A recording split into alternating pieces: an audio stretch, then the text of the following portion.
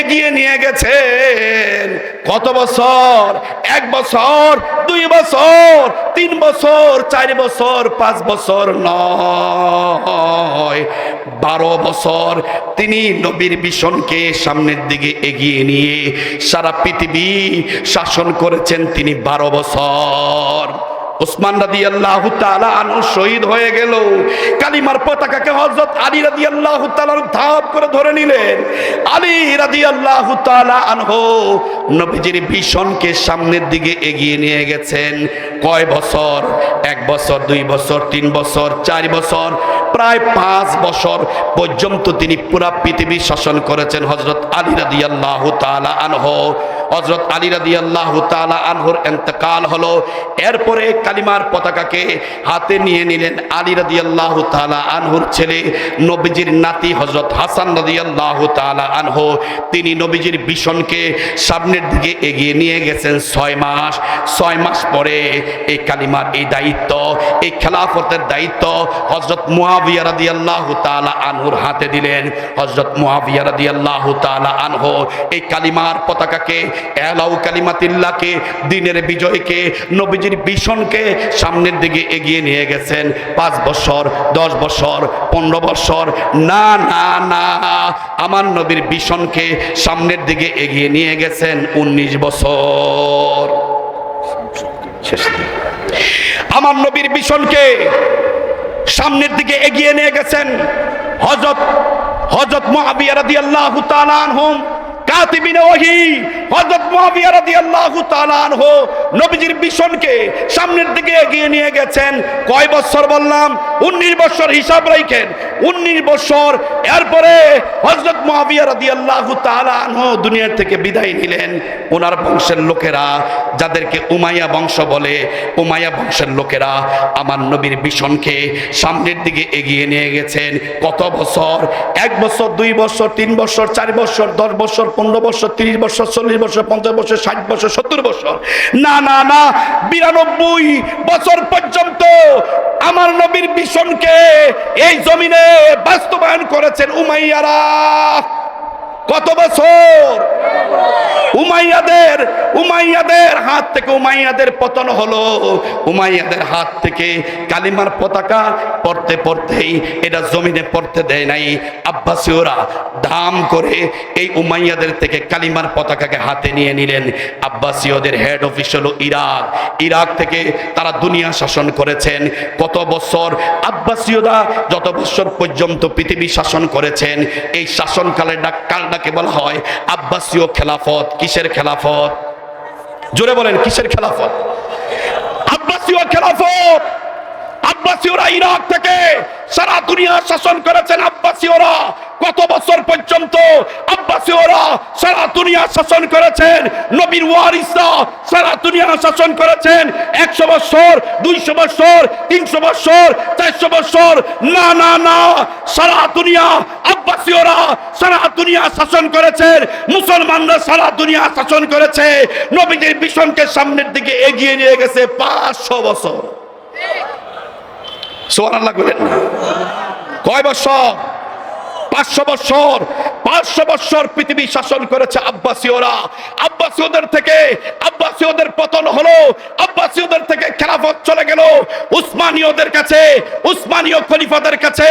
উসমান, তারপরে বাদশা সুলেমান, সুলতান সুলেমান সহ এই বিশাল বাহিনী, যাদেরকে বলা হয় উসমানী খেলাফত, তাদের হেডকোয়ার্টার হলো তুরস্ক। এরদোগানের রাষ্ট্র তুরস্ক। এই তুরস্ক থেকে একদিক থেকে আরব, একদিক থেকে মধ্যপ্রাচ্য, ইউরোপ, এদিক থেকে এশিয়া, আপনার মাঝখান দিয়ে হলো এশিয়া। এই বিশাল একটা এলাকা উসমানিয়া শাসন করেছে। কত বছর উসমানিয়া শাসন করেছে? 100 বছর, 200 বছর, 300 বছর, 400 বছর, না 500 বছর, না 600 বছর, না 625 বছর পর্যন্ত সারা পৃথিবী মুসলমানেরা শাসন করেছে। উসমানীয় খলিফারা শাসন করেছে 625 বছর, প্রায় 700 বছর পর্যন্ত নবীজির মিশনকে জমিনে বাস্তবায়ন করে গেছেন উসমানীয়রা। সুবহানাল্লাহ কইবেন না? 1924 সালে ওসমানীয়দের পতন হয় 1924 সালে। আপনার প্রথম বিশ্বযুদ্ধে উসমানীয় খলিফাদের পতন হলো, উসমানীয় খলিফারা বিপর্যস্ত হলো, আপনার খেলাফতকে বিলুপ্ত করলো কামাল আতাতুর্ক। উসমানীয়দের প্রধান সেনাপতি বীর চাপর কামাল আতাতুর্ক মুসলমানদের সাথে গাদ্দারি করে সে খেলাফতকে বিলুপ্ত করলো 1924 সাল। মনে রাখেন কত সাল? 1924 থেকে 2024, এই 100 বছর এই জমিনে আল্লাহর ভীষণ নাই। এই 100 বছর এই জমিনের মধ্যে আল্লাহর খেলাফত নাই। কয় বছর খেলাফত নাই? কয় বছর? 100 বছর সময় নাই। 100 বছর জমিনে খেলাফত নাই। উসমানীয়দের শাসন হয়েছে প্রায় 700। ভারতবর্ষ মুসলমানরা শাসন করেছে 800 বছর। ভারতবর্ষ মুসলমানরা শাসন করেছে কয় বছর? জোরে বলেন কয় বছর? ভারতবর্ষ মুসলমান শাসন করেছে কয় বছর? প্রায় 800 বছর ভারতবর্ষ মুসলমানরা শাসন করেছে। আজকে হিন্দুত্ববাদী মুদিরা মুসলমানদের বিরুদ্ধে বলে, আমাদের বিরুদ্ধে বলে আমরা নাকি বাংলাদেশে মূর্তি ভাঙি। আজকে তারা আমাদের বিরুদ্ধে অভিযোগ করে আমরা নাকি মন্দির ভাঙি। তারা আমাদের বিরুদ্ধে অভিযোগ করে আমরা নাকি হিন্দু মারি। আপনারা দেখেছেন? আমরা উল্টোটা দেখেছি। জুলাই বিপ্লবের পরে তোমাদের মন্দিরগুলো, তোমাদের মূর্তিগুলো আর হিন্দু পাড়াগুলো পাহারা দিয়েছে আলেম ওলামারা। দোস্ত, সেই হিন্দুত্ববাদী মুদিকে আমরা সতর্ক করে বলছি, আরে আমরা হিন্দু মারার রাজনীতি করি না, মন্দির ভাঙার রাজনীতি করি না, আমরা মন্দির ভাঙার রাজনীতি করি না, আমরা গির্জা ভাঙার রাজনীতি করি না। আমরা যদি হিন্দু মারার রাজনীতি করতাম, ভারতবর্ষ শাসন করেছি আমরা 800 বছর, যদি আমরা হিন্দু মারাই যদি আমাদের মিশন হতো, আর যদি 800 বছর পর্যন্ত হিন্দু মারতে থাকতাম, ভারতবর্ষে বাড়ি সালা দিয়া একটা হিন্দুও পাওয়া যেত না। যদি আমরা মন্দির ভাঙার, মূর্তি ভাঙার রাজনীতি করতাম, 800 বছর পর্যন্ত যদি মুসলমান শাসকেরা আপনার মন্দির ভাঙতো আর মূর্তি ভাঙতো, ভারতবর্ষে একটা মন্দির, একটা মূর্তি হারিকেন দিয়ে খুঁজে পাওয়া যেত না। আমরা মূর্তি ভাঙার, মন্দির ভাঙার রাজনীতি করি না। ঠিক কি ঠিক না দোস্ত? আমার শেষ কথা, মুসলমানেরা একটু মনে রাখেন, আমার নবীজি থেকে বর্তমান বয়স হলো, হিজরি বয়স হলো 1446 বছর। কোন নবীজি থেকে বর্তমান পর্যন্ত হিজরি বয়স কত? 1446। এর মধ্যে 1346 বছর পর্যন্ত পৃথিবী শাসন করেছে মুসলমান। 1346 বছর পর্যন্ত পৃথিবীতে খেলাফত ছিল। 1346 বছর পর্যন্ত পৃথিবী শাসন করেছে নবীর ওয়ারিসরা। 1346 বছর পর্যন্ত 1924 থেকে 2024 মাত্র 100 বছর পৃথিবীর খেলাফতের ড্রাইভিং সিট থেকে, পৃথিবীর খেলাফতের ড্রাইভিং সিট থেকে মুসলমানরা ছিটকে যায় কত বছর? 100 বড় না 1346 বড়? সুতরাং ও মুসলমান, গাজীপুরের মৌচাকবাসীরা, আমরা আপনাদেরকে বলি, জুলাই বিপ্লবের পরে সুযোগ এসেছে। আপনারা যদি হাতে হাত রেখে, কাঁধে কাঁধ রেখে আল্লামা মামুনুল হকের মিশনকে যদি সামনের দিকে এগিয়ে নিতে পারেন, আপনারা যদি পীর সাহেব চরমনায়ের মিশনকে যদি সামনের দিকে এগিয়ে নিতে পারেন, তাহলে 2025 সালে আমরা পুনরায় আমাদের জমিনের মাঝে, বাংলার জমিনে আল্লাহর নবীর মিশন বাস্তবায়ন করা সম্ভব। সম্ভব কি সম্ভব না? আল্লাহর জমিনে আমাদের সিরিয়াতে আল্লাহর নবীর মিশন বাস্তবায়ন হয়ে গেছে, আফগানিস্তানে মিশন বাস্তবায়ন হয়ে গেছে, চতুর্দিকে মিশন বাস্তবায়ন হয়ে গেছে। বাংলাদেশ থেকে ফ্যাসিস্ট সরকার ভাগছে, পালাইছে। এখন সুযোগ এসেছে, সমস্ত আলেম ওলামারা ঐক্যবদ্ধ হন, তাওহীদবাদীরা ঐক্যবদ্ধ হন, নবীর ওয়ারিসরা ঐক্যবদ্ধ হন, নবীর মিশনকে নিজের মিশন বানান, নবীর মিশনকে নিজের মিশন বানান।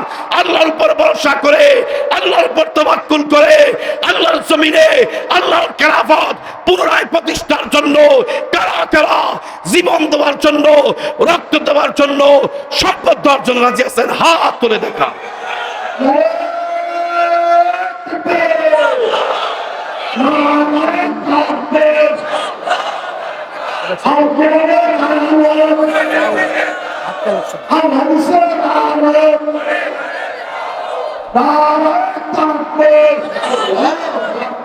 হাত উপরে উঠান, হাত নামাইতে পারবেন না। এই হাত ওনারা তো তরবারি উঠাইছে, আমগো চাইতে বড় তরবারি, আমরা কি হাতটা উঠাইতে পারবো না? পারি না কেন? ব্যায়াম নাই, জিম নাই, কোন জোকিং নাই, কিচ্ছু নাই, কিজি পুজে পান, শরীর যত বড় তার চাইতে ডাবল হলো পাঞ্জাবি।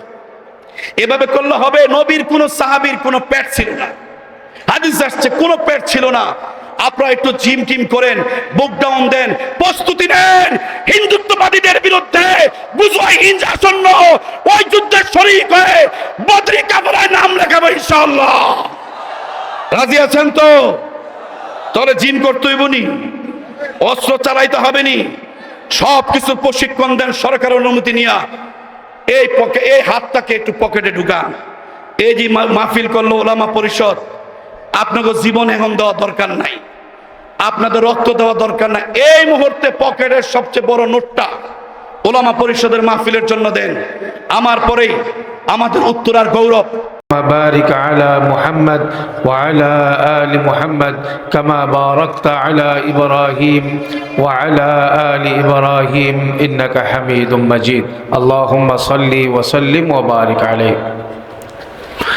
মৌচাক ইউনিয়ন উলামা পরিষদের উদ্যোগে আয়োজিত আজকের এই ইসলামী মহাসম্মেলনে উপস্থিত আছেন মাহফিলের সভাপতি, আমার শ্রদ্ধেয় প্রিয় ভাই হযরত মাওলানা মুফতি আব্বাস শরীয়তপুরী দামাত বারাকাতুহুম।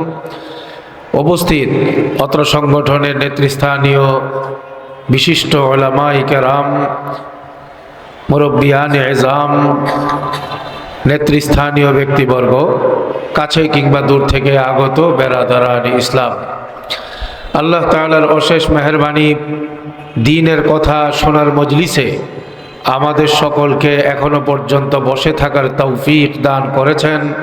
শুকর আদায় করে সকলেই বলি আলহামদুলিল্লাহ। সারা বাংলাদেশে এখন মাহফিলের জোয়ার।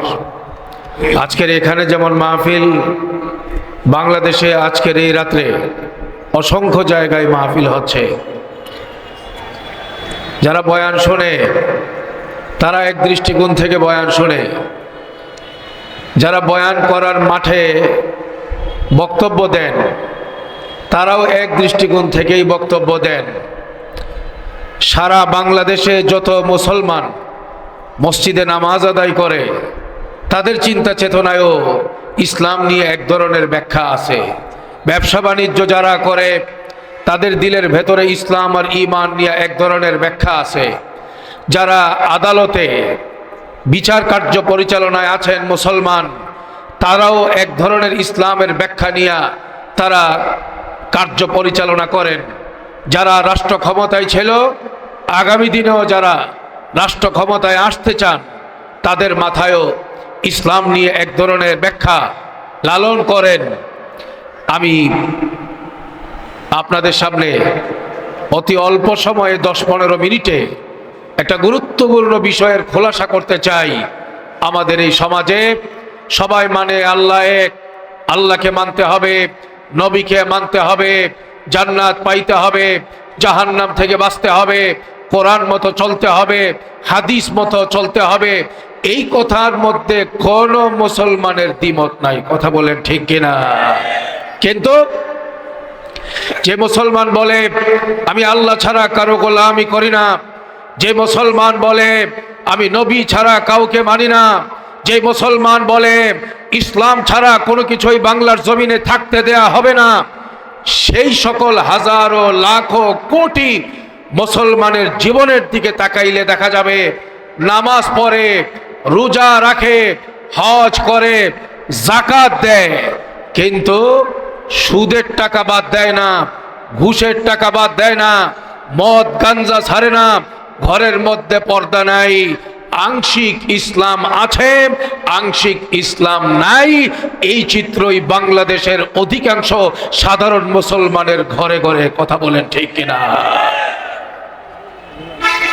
ইসলাম মানি ইসলাম ছাড়া কিছুই বুঝি না, এ কথার মানে তো হলো ইসলাম আমি বাস্তবায়ন করব, আমার নিজের মধ্যে ইসলাম আমি বাস্তবায়ন করব, আমার নিজের ব্যবসায় কোরআন আমি বাস্তবায়ন করব, আমি আমার পরিবারে। কিন্তু দেখা যায় যারা ইসলাম মানার জন্য তৈরি, মানব রচিত আইনের গোলামি করবার কারণে ইসলামকে কেবলমাত্র মসজিদেই দেখতে চায়, আদালতে তারা ইসলাম আর কোরআনকে দেখতে চায় না। কথা বলেন ঠিক না বেঠে?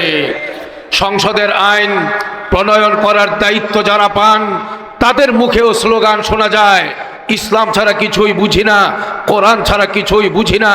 কিন্তু সংসদে গেলে কোরআন বুইলা যায় আর সব বিধর্মীদের দালালি করবার জন্যে পাগল হয়ে যায়।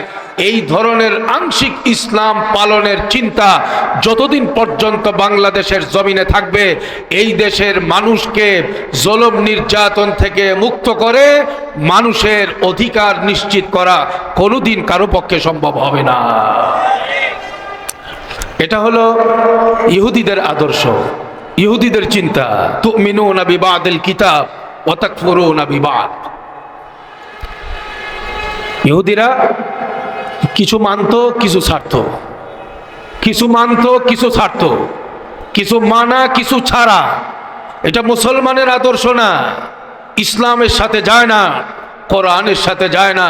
মুসলমানের ছেলেরা তারা জেনেও করে, না জেনেও করে, গলার মধ্যে স্বর্ণের চেন লাগায়, হাতের মধ্যে স্বর্ণের আংটি পরে, শাশুড়ি উপহার দিছে তাই মনে করে জায়েজ হয়ে গেছে, শ্বশুর উপহার দিছে মনে করে জায়েজ হয়ে গেছে।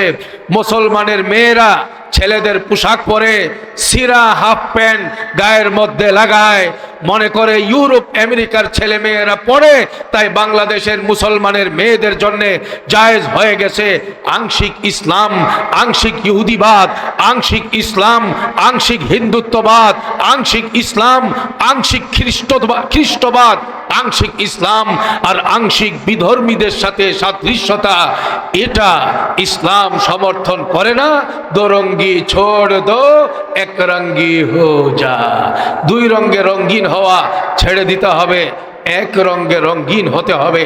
সব জায়গায় রং হবে কোরআনের, সব জায়গায় রং হবে আল্লাহর, সব জায়গায় রং হবে নবী রাসূলের, সব জায়গায় রং হবে হাদিসে পাকের, সব জায়গায় রং হবে হাবিবে পাকের 23 বৎসরের সুন্নতের জিন্দেগির। তাইলে আমি মনে করি দাবি করতে পারবো আমি সত্যিকারের পূর্ণাঙ্গ মুসলমান। দেখেন এইরকম একটা চিন্তা নিয়ে হযরত আব্দুল্লাহ বিন সালাম রাদিয়াল্লাহু আনহু নবীজির কাছে হাজির হয়েছেন।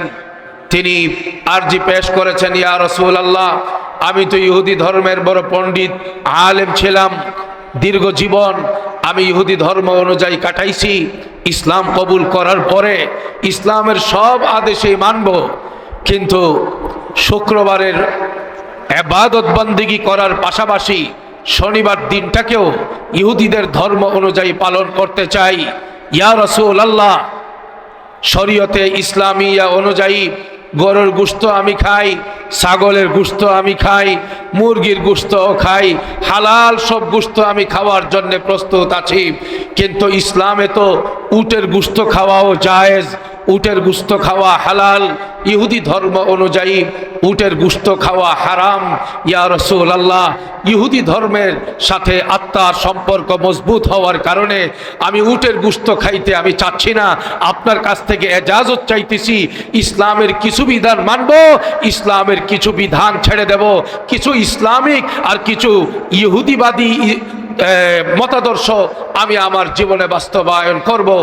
এই রকম ফতোয়া নবীজির কাছ থেকে যখন চাইলেন, এজাজত চাইলেন, ইয়া রাসূলুল্লাহ, শুক্রবারও মানবো, শনিবারও মানবো, সব হালাল গোশত খাবো, তবে উটের গোশতটা ইহুদি ধর্ম মানার জন্য আমি সেটা খাবো না। এই রকম আবদার যখন জানাইলেন, নবীজি নিজের থেকে ফতোয়া দেওয়ার ক্ষমতা রাখেন না। আয়াত নাযিল হয়ে গেছে, ইয়া আইয়ুহাল্লাযীনা আমানু দুখুলু ফিস-সিলমি কাফা, হে ঈমানদার বান্দারা, ইসলামে পরিপূর্ণ রূপে দাখিল হও, আংশিক দাখিল হওয়ার কোনো সুযোগ নাই। ইসলাম মানতে হবে পূর্ণাঙ্গভাবে। ইসলাম মানতে হবে সব জায়গায়, ইসলাম মানতে হবে সকল শ্রেণী পেশার মুসলমানকে, ইসলাম মানতে হবে নিজের ইচ্ছা মতের সাথে মিলবে অথবা না মিলবে, হার হালাতে ইসলামকে নিয়েই চলতে হবে। এটাই হইল কোরআনের দাবি, এটা হাদিসের দাবি, এটা আল্লাহর পক্ষ থেকে হুকুম।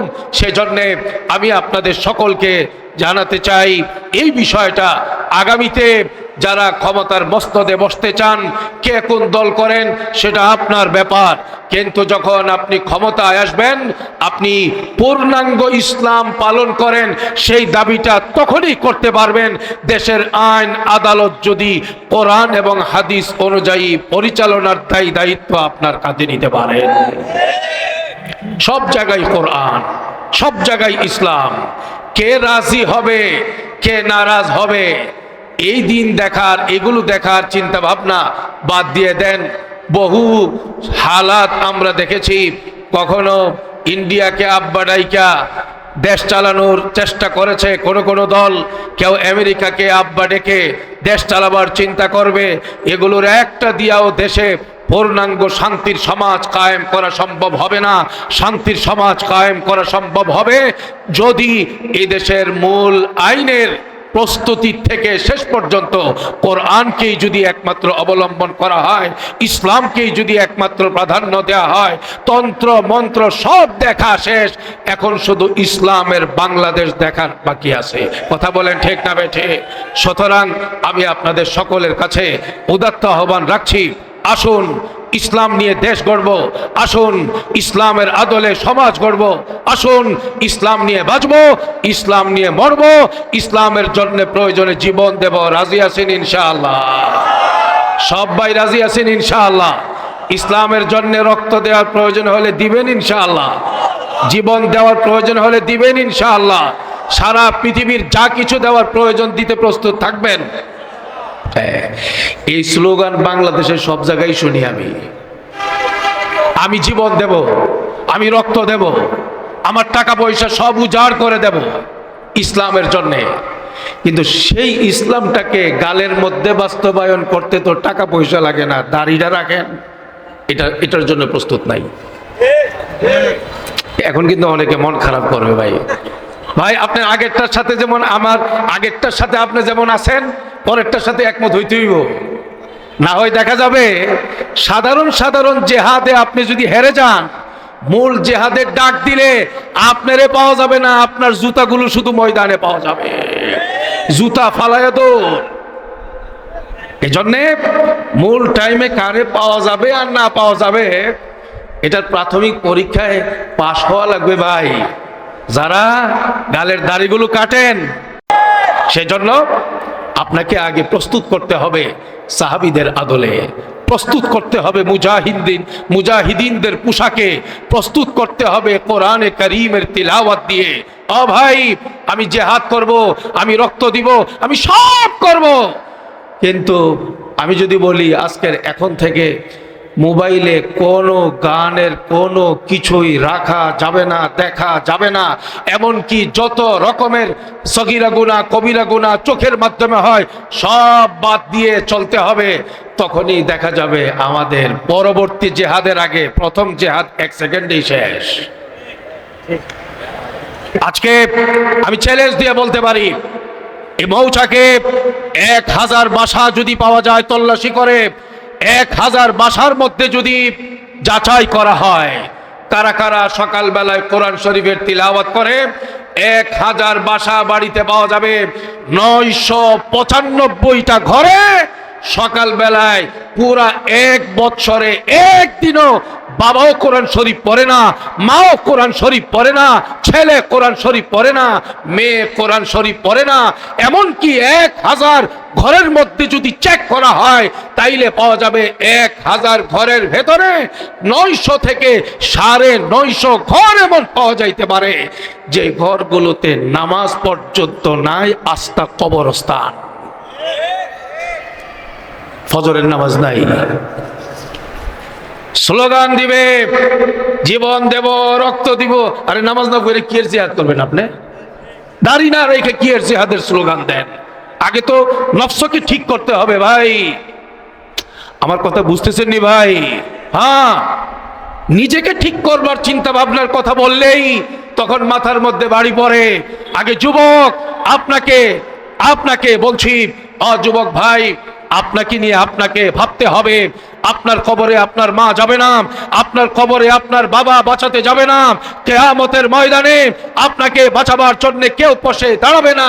সেদিন আপনার ঈমান দিয়ে, আপনার আমল দিয়ে, আপনার তাকওয়া দিয়ে, আপনার সুন্নতি পোশাক দিয়ে, আপনার হাবিবে পাকের সুন্নতির জীবনে দিয়ে আল্লাহর রহমতের মাধ্যমেই আপনাকে পার হতে হবে।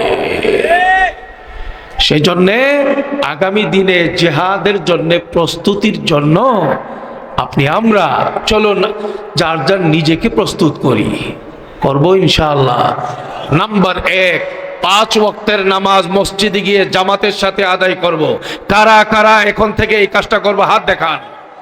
আল্লাহ এই হাতগুলোকে নামাজের জন্য কবুল করেন, জামাতের সাথে নামাজ আদায় করবার তৌফিক দান করেন, তাকবীরে উলার গুরুত্ব দিয়ে চলবার তৌফিক দান করেন। হাত নামান।